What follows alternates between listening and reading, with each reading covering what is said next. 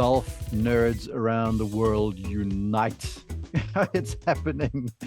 There he is. If you're watching on YouTube, if you're not, it's Paul Wood. He's, I'm going to say, the brightest mind in the game. He's certainly one of the leaders there at Ping in terms of engineering and all the sort of cool stuff. So, Paul, thank you for joining me. It's so good to have you on the show. How are you? Thanks for inviting me. I'm doing very well and very excited to share some data and graphs. That's my thing. That's what I do. Yeah, well, look, not just data and graphs. I'm going to, before I let you tell us about you, I was a good golfer back in the day. Um, I really became a good golfer back in the day when I started using a set of ping zing twos, if that's dating you. And And that is before my time in golf. So exactly. yes. And before then, and my brother, he's denying that he's done this. This is my brother Trevor. I got this ping my day putter. Before that, I had the Zing 2 because Curtis Strange was using it. And I'm like, I've got to use one of those things, but it opened and shut for me. It's too much. And somehow I came upon the My Day and I started winning tournaments hand over fist. Trevor took my putter and I never got it back. Anyway, so this I've been a fan of you guys at Ping since like Moby Dick was a minnow. So now to get to talk to you and have you share all this insight and all this research you guys do is a thrill because I feel like you guys are at the forefront of the industry. So with that, please introduce yourself to our world. Yeah. So happy to be here. My name's Paul Wood. I'm the VP of engineering at Ping. I started in 2005, so I'm almost 20 years, which in the world of Ping is I'm still a relative newbie.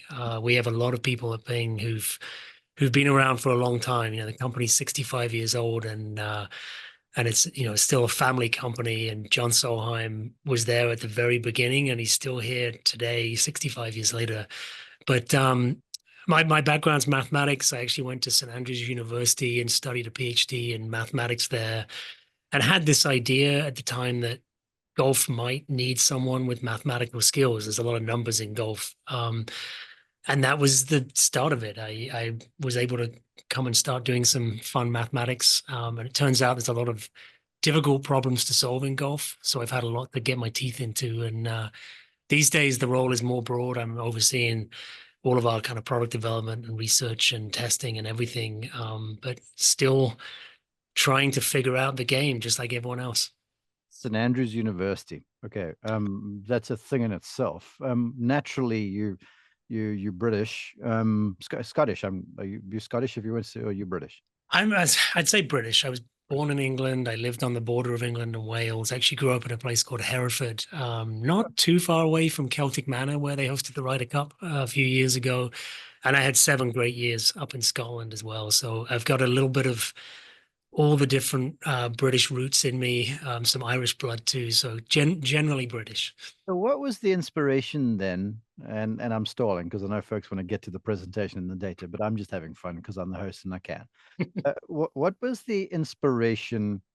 You played golf for someone like yourself to go, all right, I've got this mind that works this way. I'm going to now turn golf into ball flight dynamics and how clubs perform and how they interact with the ground. What was the inspiration for you to go into all this sort of stuff? Was there this Yeah. moment, when you left Uh, golf, like this is me? I love sport. I've always loved sport. I'm crazy about a number of sports. I'm an okay golfer, but in the world of golf, I'm a terrible golfer. I play off about eight, so I can get around the course. I'm actually a better hockey player, like the kind of hockey you and I would know, field Oh, hockey. I have not really met a sport I don't like, but never really considered that I could work in sport until kind of coming towards the end of my PhD. And people would say, "Oh, well, I presume you're going to teaching." And I'd say, "No, I don't think I'll be a good teacher." Well, what else are you going to do with a mathematics degree? yeah. And I just started thinking about there must be a way to be in sport and be doing mathematics and started researching. And it was a cold call to Ping. It was really me saying, "Hey, I don't see anything on your website advertising a position, but you must need a mathematician." And I got a little bit lucky. And maybe I made a bit of my own luck, but they just happened to be thinking that they had someone that was a numbers guy who'd retired, and I was able to come in and be that numbers guy. And now we have a pretty big team of mathematicians. I was on a team of one or two math stats geeks, but now I'd say we have at least 10 people with mostly a mathematics or statistics background working at Ping. Okay. All right, folks. I'm going to let Paul take control of the screen. If you're listening to this on audio, I would advocate that you go to YouTube. You can watch all of these cool slides that he put together. It's a deck that it was for presentation to the World Scientific Congress on attack angle and ground interaction, Paul. And there's stuff in there about impact location, ball speed and distance. I mean, this is really cool stuff. Now I'm going where angels fear to tread, because you're the expert. I'm the guy who knows what it feels like and how the ball comes off there. So, so I'm going to try and lead you as well as possible, but have the floor, please. Work us through this, because when you sent it to me, I was enamored. I was hooked. I was like a child in a candy store. Great. Well, that's exciting to hear. Yeah, so we're going to talk about wedges. You know, this assuming I assume you can see my screen. The we actually one of our team, Justin Markle, who's our testing manager, he delivered a presentation at the World Scientific Congress of Golf, which is a public scientific congress all about golf, which I highly recommend for people who are real golf geeks. But this was very inspired by working with coaches and players of trying to understand what's going on with these partial wedge shots. And we know that things like ground interaction make a big difference, but it's been really hard to quantify. And so what we're presenting today is our first time we've really been able to do a big test with a lot of players. And when I say a lot of players, I mean, I'll go straight to this slide. We had about 150 people, Ping employees, and then some tour players that went through in our motion capture system, hitting 15-yard, 30-yard, and 60-yard pitches. And if people aren't familiar with motion capture, it's the same technology they use in the movies where they're, like CGI characters, right? And you have someone moving around and they have little balls that they wear, and the cameras track the balls. We're doing the same thing, but we're marking up a golf club and we're getting like 1,000 data points just from one pitch or chip. It's called our focus system. And our first iteration of that system, we didn't really have the ability to do partial shots. You kind of needed to hit a full swing to make the system work and make everything trigger and collect good data. But this was the big thing that we did in the last year, was make it able to track smaller chips and pitches, and in particular start to put in some specific things, looking for, hey, when does the club first kiss the ground? When does it first kiss the ball? How are those different? What's the angle of attack at that point? And basically, what's the ground doing before you ever get the club to the ball? And that, big question. I know you are familiar with some of our brand ambassadors who are coaches. We get loads of value from those guys because they ask great questions. And so Chris Como was one who said to me, is it possible to hit up on a pitch? Because I've heard Phil Mickelson talk about it, that on a particular kind of really high shot, he feels like he's slamming the club into the ground and the club's actually coming up into the ball. Mm-hmm. Can you measure it? And I said, well, right now, today, I don't know if we can measure that. But hold my beer, here I come. But hold my beer. So about 2 years later, we went back and said, okay, now we can measure it. So let's see what we get. And that, I mean, I'll just dive into it. But so hold on. Folks, if you've listened to me at any juncture, at any time on social or on this podcast, you know me ad nauseum. I'm preaching about low hanging fruit. And now these partial shots that Paul is talking about, don't switch off, because I know you all want to drive the thing farther. But the reality is, if you can get sporty around the greens, Ping's foremost ambassador right now, and Victor Hovland, has proved that. Look, he can hit the ball. But when he learned to pitch and chip properly, he just took his game to a different level. Now, wherever you are, people, if you can hit these shots from 60 yards and in properly, your scores are going to plummet. I promise you. All right, Paul, go. No, that's a great segue, because another part of the inspiration for this whole data set was Victor Hovland and his coach having made such strides in their short game, in his short game, coming to our lab and saying, okay, great, we're now hitting some great shots around the green. What are we doing? Get us the best possible measurement tools. I want to know, exactly how he's delivering that club. And yeah. Victor's been in a number of times, and so he's in this data set somewhere. All right, cool. So, um, So one of the things we did that I don't think anyone's really been able to do in the past is be able to say, look, with this motion capture system we have, we're collecting a ton of data points, but also at really high camera resolution to be able to see what's going on. And you can get exactly the point where the club hits the ground and breaks that plane of the ground, and then exactly what's going on where it hits the ball. So one of the big questions is like, so can that make a big difference? And what's up on my screen right now is an extreme case where someone hit the ground, I'd say a good 4 or 5 inches behind the ball, Yeah. which is a long way. And this was a chunk. But that attack angle we could measure when they first hit the ground, the club is moving down about 14 degrees. All right. By the time it gets to the ball, which is less than a hundredth of a second later, it's going up about 13, 14 degrees. Oh, We okay. measured a 25-degree difference on this shot Yeah. between the ball's, clubs coming down into impact, but before it ever gets to the ball, the ground is, you know, the ground is a lot more massive than the club, right? Of And it's bending it back up. And that club is going into the ball at plus 14 attack angle, which we'd never really been able to see before. course. And actually, as it turned out, could we record one positive attack angle? We recorded 1,143 positive attack angles in That this is test. that is incredible, and it reminds me, way back in the day, and social was new because I'm old and gray and stuff, and I got this mat that had sequins on it, and you hit the mat, and the sequins flip over, and it shows you where your club lands in relation to the ball. Right. And I hit a few pitch shots. I had one well thin where the club landed well after where the ball, this little diagram was, one that sort of landed right in the middle of it, and one that landed slightly before. And to me, the slightly before one felt perfect. And I put these out as like bad, okay, good, kind of like Goldilocks and the three bears and the porridge being the correct temperature. And I remember the good was just a whisker in the ground early. And I was like, good. And I got raped on social media by people who are like, oh, you caught that thing fast.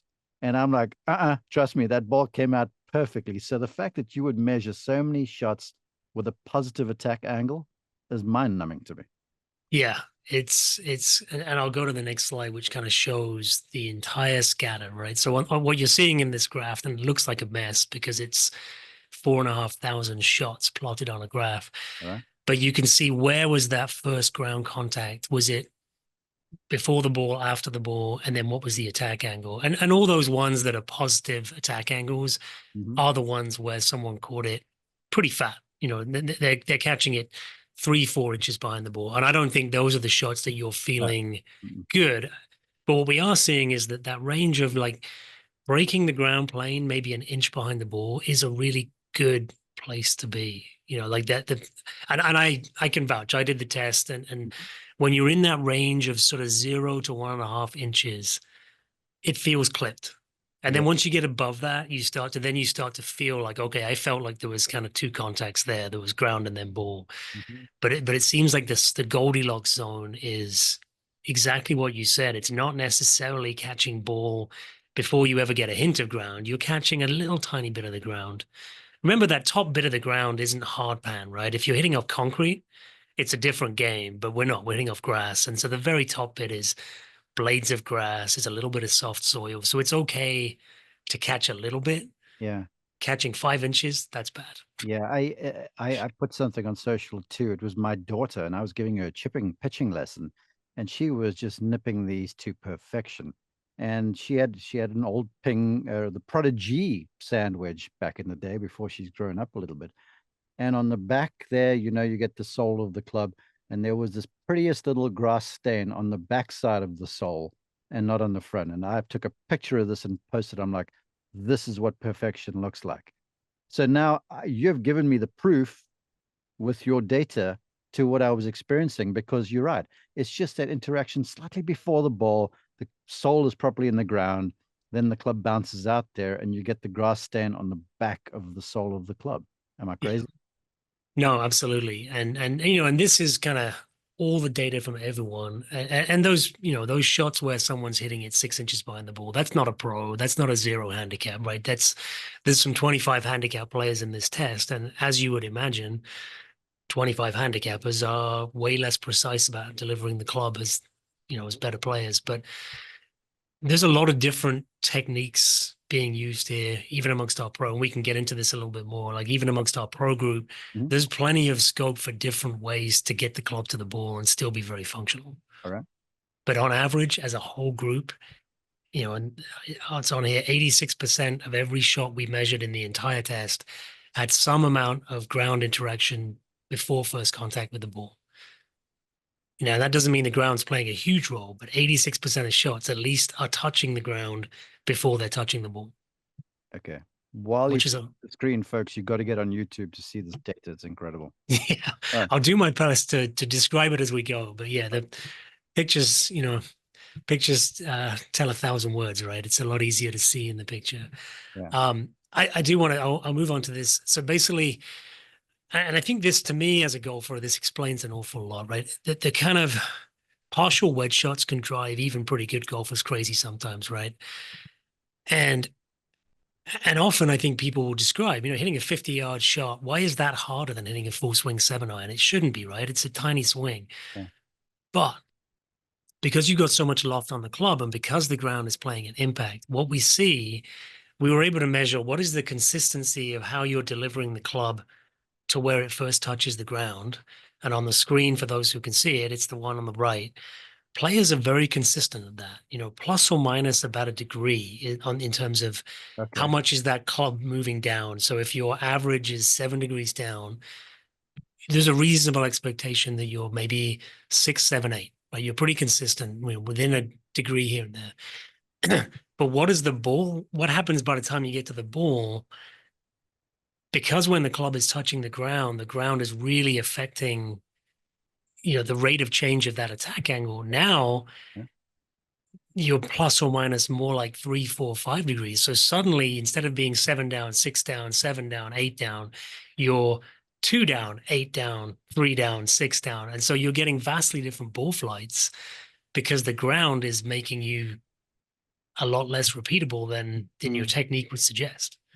So I think that's part of explaining why players get really can be driven to distraction by these partial wedge shots. You've switched on a light bulb for me there too, because most golfers, and this is for understanding's sake. So I'm big on knowledge, but understanding it is a crucial.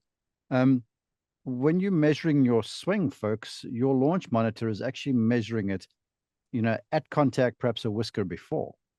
And so then if the club's going downward, then you have the interaction with the ground that's going back upward. So some of these numbers you're seeing here, Paul's saying more that there's consistency with elite players in terms of the angle that is going on. But once it collides with the ground, that number changes significantly so, depending on the firmness, softness, whatever of the ground. Yeah, and I think another learning for me, and this is something I've talked about with Victor Hovland's coach Joe Mayo a couple of times, is so what the ball sees, if you catch it a little bit fat, what the ball sees is something very shallow. Yeah. And so you could take away from that way, I was too shallow. I need to do something different. But actually, your technique may have been fine. You just hit the ground too early, right? What you need, your problem is a low point problem, controlling where the club hits the ground, not so much a technique problem of I need to be more down or more shallow. You may be just perfectly steep enough. You just got to figure out how to get the club on the ball better. Yeah. Incredible. Love it. So fun stuff. One of the questions we wanted to look at is are there big trends? Are better players in general steeper or shallower? And I found these graphs fascinating. So I'm did they, looking at I'm sure. I find all the graphs fascinating. Okay, fair enough. But what we looked at was so grouping our players into the tour pros, the scratch and better players, the single digit handicap and the 10 and above, and then looking at what was their attack angle when they first hit the ground, and then what was their attack angle by the time they got to the ball. And unfortunately, the tour players came in before we'd added some of these metrics. So in this graph, the tour players are not on there. So Okay. come back in a few months, we'll have some good tour player data. But in general, the better players, in terms of where is the club hitting the ground, how far is it, how much is it going down when it hits the ground, are a tiny bit steeper than the higher handicap players. On average, it's about 8 down versus about 7 down. Yeah. Not a huge difference, and there's a ton of variation. There's shallow good players and there's steep good players. There's shallow bad players and there's steep bad players. But in general, better players were a tiny bit further down. But then I think what was super enlightening was by the time the club gets to the ball, the better players have retained more of their down, and the weaker players are the ones who, generally speaking, we're actually seeing some of the averages are going up. Yeah. So Okay. for our 10 and above handicap group on the shortest shots, 15, the average was slightly up. So all those players and all the shots they hit on average were actually hitting up on the ball slightly. Hmm. And when they first hit the ground, it was like 7 down. But by the time it gets to the ball, and I think a note is the less speed you have, so a 15-yard chip, the club's not going very fast. The ground is going to have more of an impact on it than at higher speed, right? You're not going to force the club through the ground as much if you're hitting a little dinky 15-yard chip. So Mhm. the ground is bouncing that club up more than it is on a 60-yard pitch is not quite full swing, but there's more speed there, right? So you can get the club through the ground a bit more. But on these 15-yarders, 10 and above handicaps on average at a tiny bit positive angle of attack. Okay. Well, here's a question then. Okay. You said that your ambassadors ask good questions. Now, the teacher in me inside is going, okay, well, bounce is kind of the club golfer's savior. And I've talked with a number of experts with wedges, like Jordan Spieth is like Merlin with Excalibur in his hand. And he's got like almost 0 degrees of bounce on the sole of his club. So if the lion's share of golfers you testing might be steep enough coming down, but then it doesn't retain that depth going through and it kicks off the ground again, wouldn't it behoove them to go with a little less bounce? Oh, it's a great question. I think I would answer that by saying this is an area where I want to collect more data. And a big asterisk on all of this is the testing was done indoors on a mat. Okay. And the reason being is because our motion capture system is indoors. We do have the ability to bring in a tray of grass, but you imagine hitting 150 players all hitting 30 wedge shots, that grass is going to get torn Fine. up really fast. So I think the club can hit the ground and be a little more predictable in what happens when you're hitting off a mat. When you hit off different types of grass and you hit 3 or 4 inches behind the ball, that's when you can kind of get some will dig, some will bounce, and so I think my answer to your question would be under the right conditions, I think a little less bounce absolutely works better for someone who's less precise with their wedges than Jordan Spieth, which is most of us. And in other conditions, maybe more bounce does help to at least kind of stop the club digging into the ground. So the extremes would be, playing off really wet turf where the club could just get stuck in the ground and you Yeah. chunk it versus playing, say, in Pinehurst or St Andrews where you are going to get the club bouncing. And we tend to recommend you still might want a bit of width in the sole, but a less bounce on those hard pan where it will bounce up into the ball. Whereas I love that too. And I can't help but think, and I want you, the mathematician, to help me because I sucked at math when I was in school. Um, there's a bell curve to everything, and you have outliers to every situation. And and you're right. So much of this is based on individual experience, tendencies, conditions played under, all of these variables that most times when golfers are going to get fitted, they're probably not even mindful of that sort of stuff. And they're getting a stitch in time when they're getting measured for their wedges. And the more I'm listening to you going, I'm kind of going, yikes, this is they're kind of aiming for the all seasons as opposed to what something that might be a bit more applicable to what they're going to do day in and day out, week in and week out. for sure. And if there was one bit of advice, I know that an awful lot of people when they're buying wedges never really get the chance to actually hit them on the real, on the grass that they use, at their local club or whatever. It's wedge fitting is not as popular as iron fitting or driver fitting, but just to go out and and and try something with less bounce and more bounce on your course, on your conditions, I think most players would see a big difference. And it's not always the same for everyone, right? Technique makes a big difference. So if I have a big recommendation, it's next time you buy wedges, at least try a couple of different bounces and show yourself that that wedge is better for you. Love it. Man, told you guys Paul's preaching. Right, Reverend? Let's go.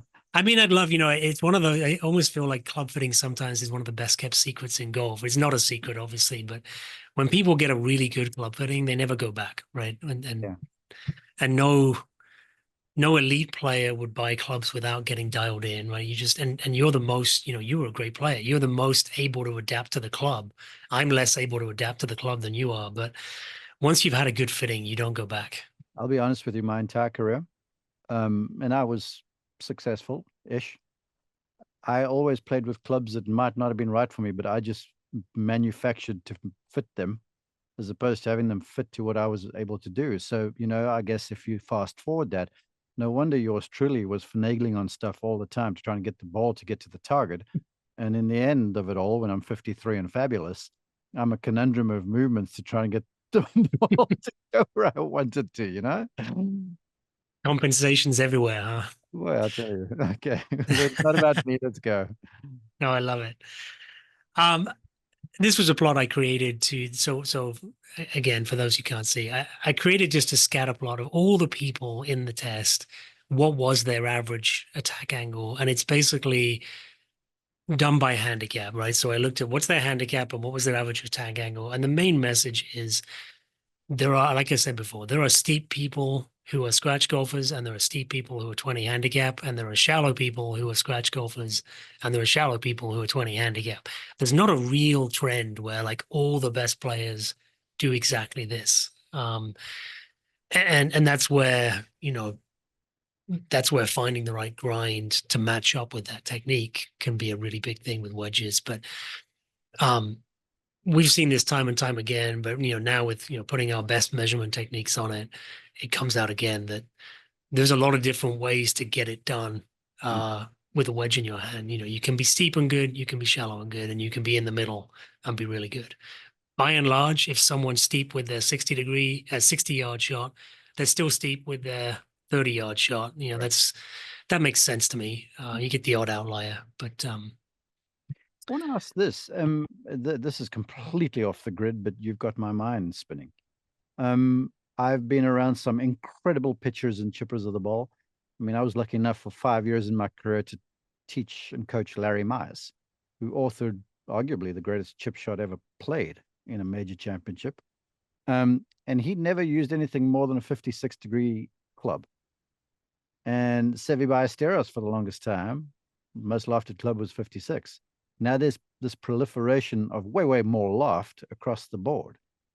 I'd love your take somehow on this. I know it's not in your presentation, but I'm wondering, just by changing lofts on clubs, because I'm expecting most club golfers with more loft, they're going to get steeper just to try and de-loft this thing somehow and get the ball to go farther. Or am I crazy? yeah, no, I think that can be a real thing.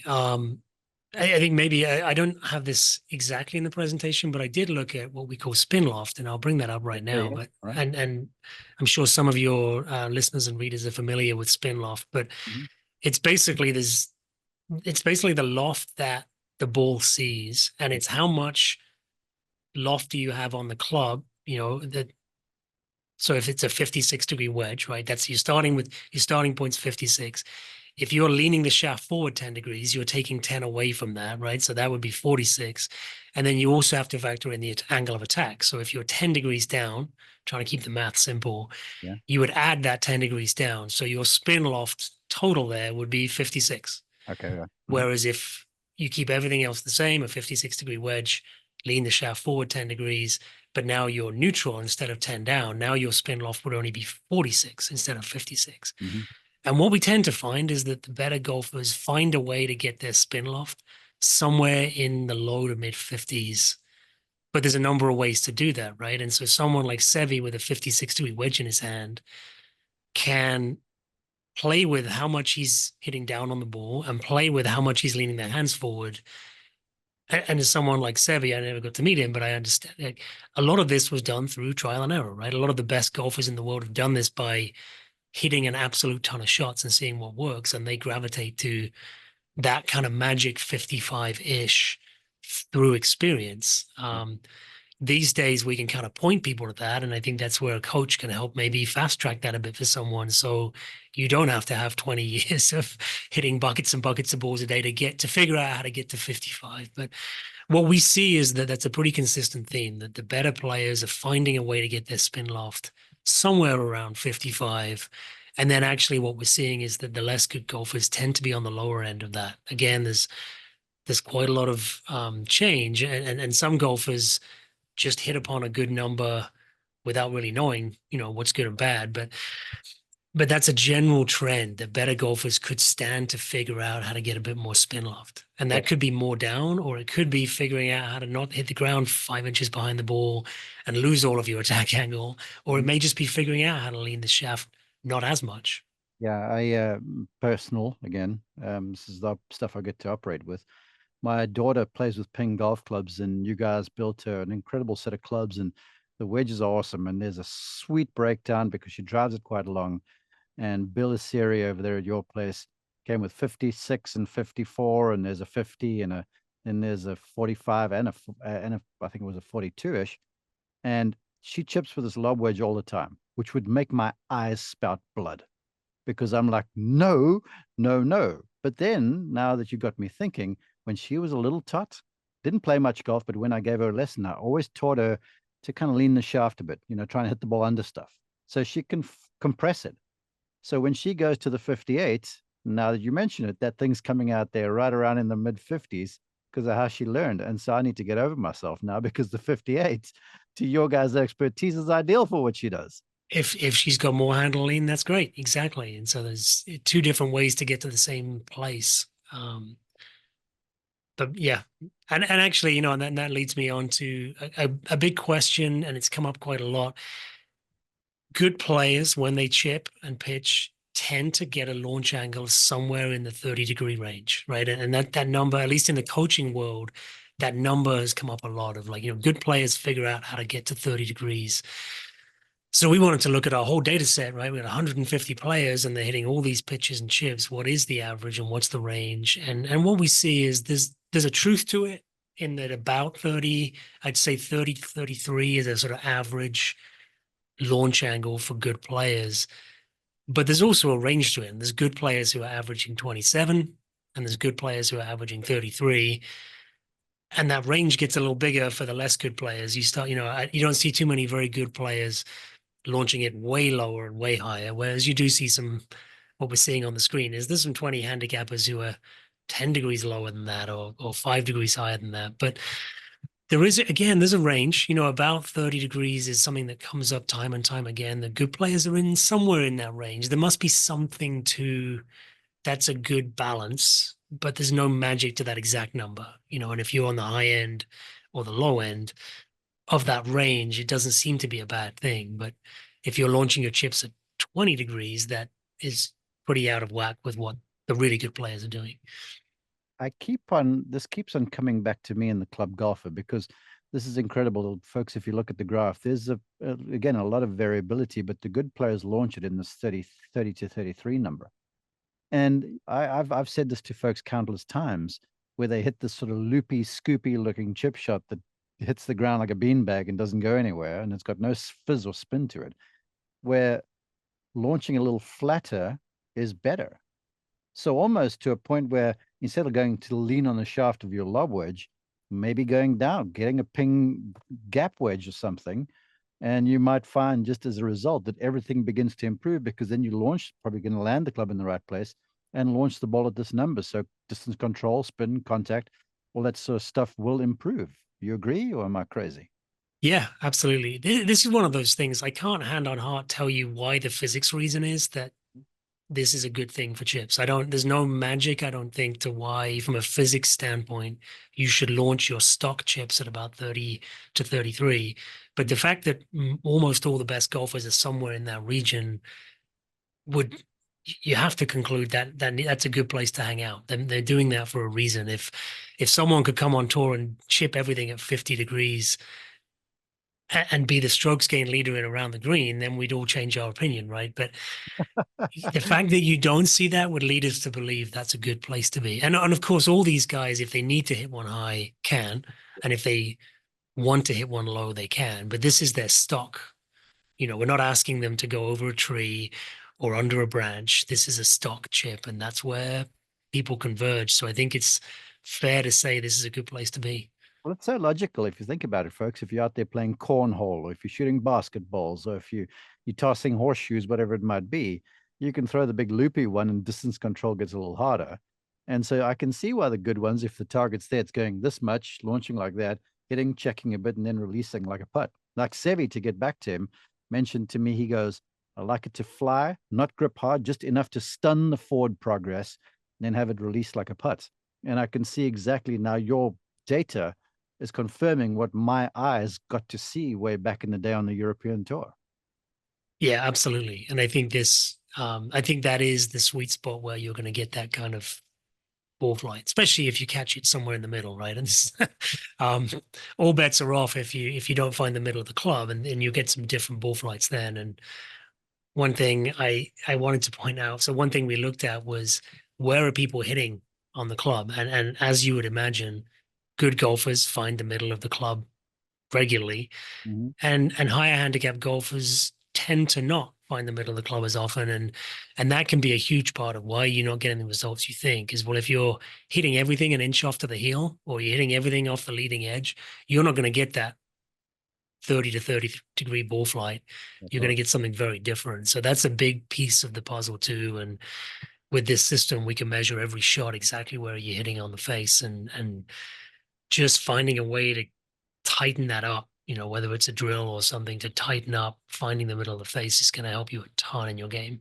I'm fascinated. When you see some of the elite players, and I'm sure you've seen this when they come in there and test, especially with the lofted wedges, sometimes that contact will eke a little bit toward the toe.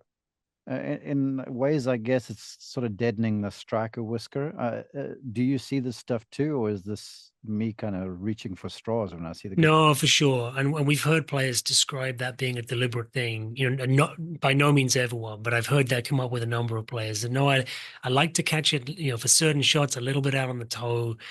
The ball comes off a little softer and slower, and that's a good thing. So if you're doing it deliberately, that's fine, right? If you're doing it accidentally, that's when surprising results happen.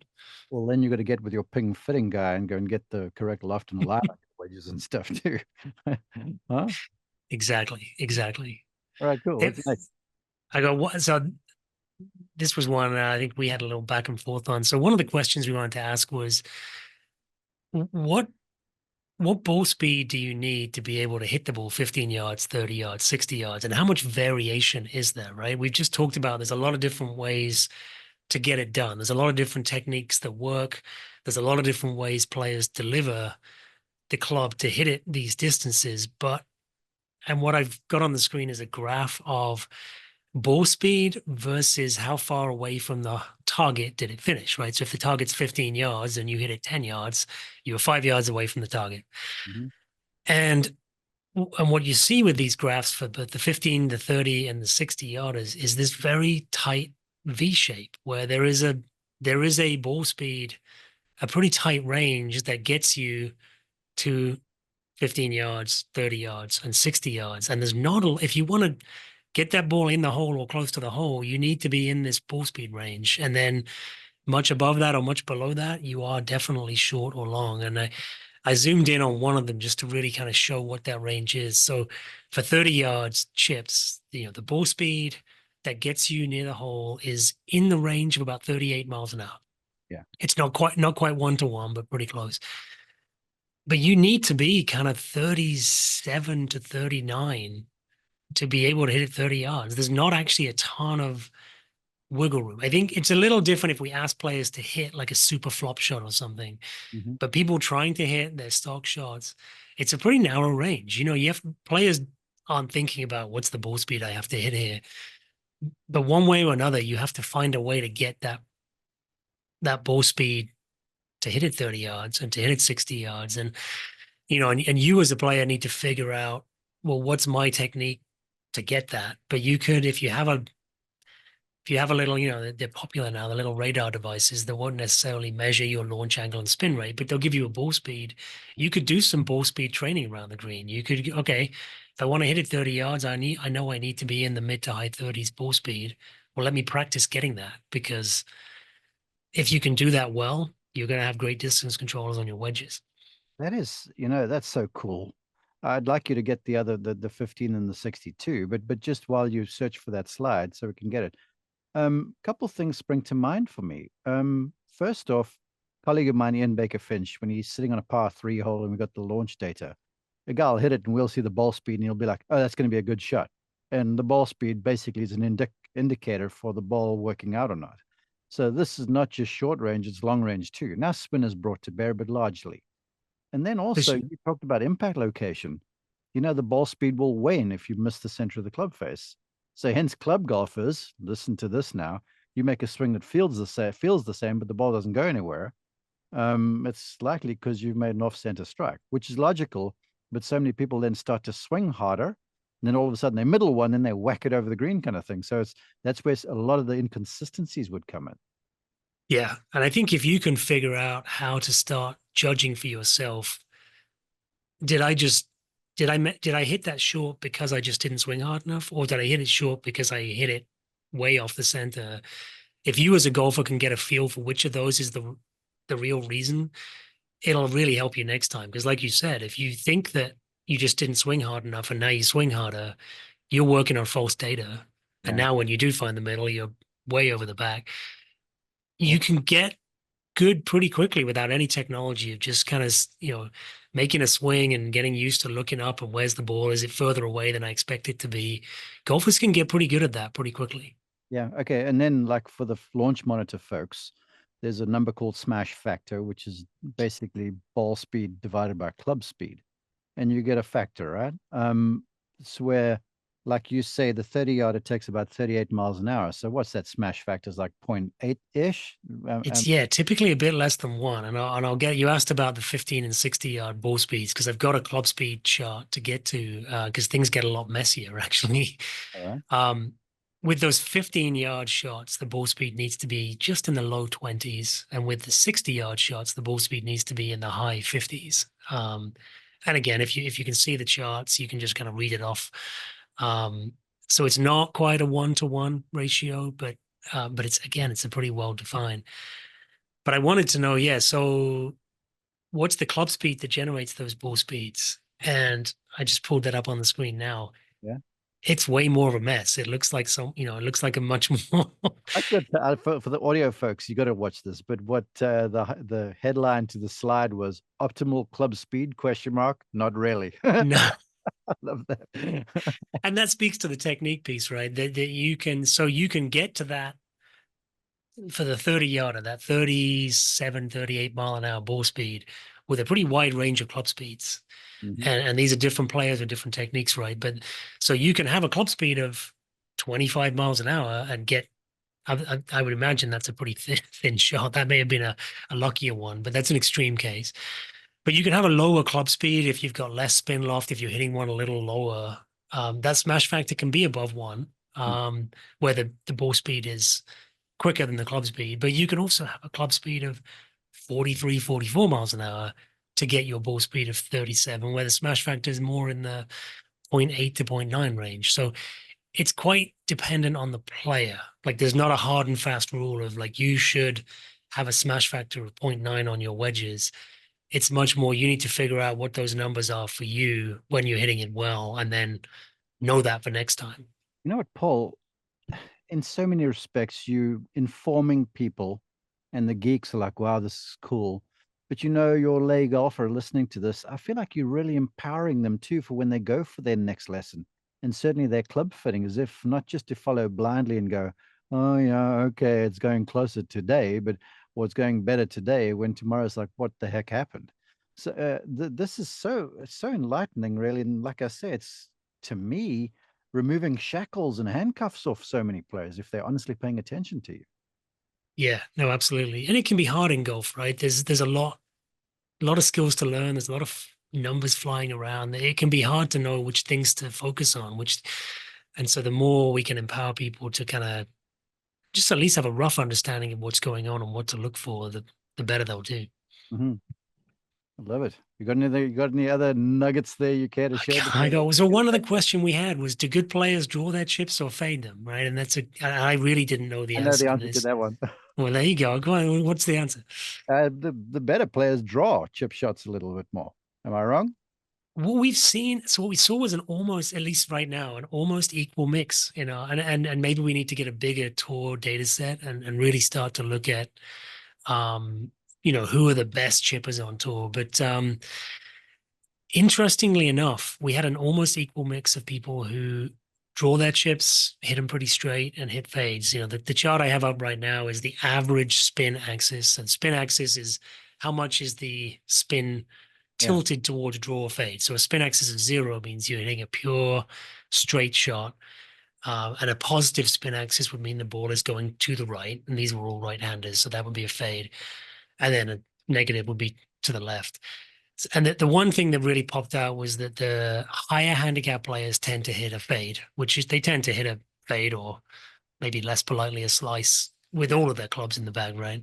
Mhm. So it's not surprising that on the short chips that those players who tend to play a strong fade on 7 irons and drivers also do it on chips. But among the better players, it was, our tour group was a tiny bit towards the fade, but it was a real mixture. And the more informative graph, I think, is this big scatter that I'll pull up, and there's a lot in a scatter graph, but it just shows that there are players in our best, data set, the ones who have the plus handicaps, the better than scratch handicaps. There's everything from a spin axis of -7 or 8, which is a pretty strong draw, up to +10, which is a pretty strong fade. Um, and a lot who are very close to 0. So again, it kind of shows that you can get it done both ways. This doesn't mean there isn't a better way to do it, but it does mean that there are world-class players that do it both ways. I will. Well, I will go this way. If you're really paying attention, folks, if you watch the top players on TV and they set up to bunker shots and they set up to greenside chip shots and stuff versus players from yesteryear, the old timers would set up way more open with the club face a little open and kind of carve across the ball. Where the modern day player sets up a whole lot square and they might finagle the swing path some, but it's done a lot with faces alignment throughout the swing. So you see the draw fade options. So your data is bearing that out, I guess is what I'm trying to say. Yeah, exactly. And I'm sure if we asked these players to hit draw chips and fade chips, they could do it on command for us. This was just asking people to hit. This is your stock, right? Somewhat vanilla shot. There's no major trouble. You're not trying to avoid water on the left or anything. You're not trying to fly it over a bunker and stop it on a dime. This is people's stock chip shot. Yeah, it's cool. I mean, this is again beyond the numbers a little bit, but Nick Price is a dear friend, mentor to me, and he said when he played links golf because of slower greens, he'd purposely try and draw the shorter shots. When the greens got fast and the conditions got firm, he'd go in the opposite direction a little bit just to get those things to settle down a little faster. So it all was very much a function of conditions he was playing under as well. Yeah, absolutely. And this kind of test that we do always, you answer 3 questions and you give yourself 10 more. So I've already got like 2 years of further testing planned out now. We'd love to do more testing of some of these same players hitting off grass versus off the mats, and really understand the difference in what's going on there, getting players to hit different kinds of shots, getting players to hit different bounce wedges. We've obviously done a number of tests like that in the past, but Mhm. there's power in getting a big data set like this. When you have 150 players, you start to see some real patterns emerging rather Well, than focusing too much on one player. I've kept you for a long time, and I'm so thankful that you would share all of this stuff. This is what I kind of know for sure. Also, is for the viewer or the listener, um, you can close that screen unless you want to show me. Yeah, no, let me, Um, there we go.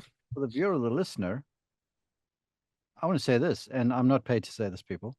Um, Ping to me has always been on the forefront of research. What you've shown us there's proof, and I can vouch because I've used Ping clubs way back in the day. My daughter's only used Ping golf clubs. The research going into every golf club is top notch, and if you get stuff in your hand, Ping stuff in your hands, you are basically stacking the odds in your favor because of what's happening behind the scenes before that club is even put to manufacturing and eventually to the shelf. Well, that's very kind of you to say. It's a huge part of our ethos. The company was founded by an engineer. The family who still own the company are engineers. It's who we are and what we do. And I'm very lucky to be in this position. I get a lot of support to go answer these kinds of questions, and it's great working with some of the best players and coaches and trying to answer the questions they have. Mhm. All right. Well, let's call to action. First off, how do people follow you? Because I'm sure they're going to want to. Is there social media and such where they can see this cool stuff or they can reach out to you? Yeah, there is. So I'm on Twitter or X as Paulwood79, and then the same on Instagram. I can't say I'm the most prolific poster, but I do um, try to post some stuff on our golf science. And then obviously our official ping accounts, Ping Tour would have a lot of that same data. But yeah, come and ask me some questions on Twitter or Instagram. And if they want to get golf clubs, it's pinggolf.com. Is it ping golf or Ping.com. Yeah, nice, keep it nice and simple. Ping.com and any town you're in, I'm sure there's a great ping retailer there for you. yeah, but the cool thing on the website too is, I mean, you got that putting lab. You can design almost your own putter that's tailor built to what you do, which is everything you guys do is directed at the individual and not the masses, which I love. For sure. One thing I'd love to give a shout out to, and it's part of our whole, been talking wedges all day. We built a tool called WebFit Wedge. It's just on ping.com and you can go find the WebFit Wedge tool, but it's a 2 minute answer a couple of questions about your wedge game. And we'll give you a bit of advice about which grind we think might work for you. And the call to action then is great. Go test that out somewhere. But it's a good way to learn something about your own game and whether you might be a good candidate for more bounce or less bounce in your wedge. Mhm. I'm on my way there as soon as I put this call down. Hey, you're the best, Paul. Thank you for doing this. We're at the forefront of the information, so I appreciate you sharing it with us. Thank you. Thank you.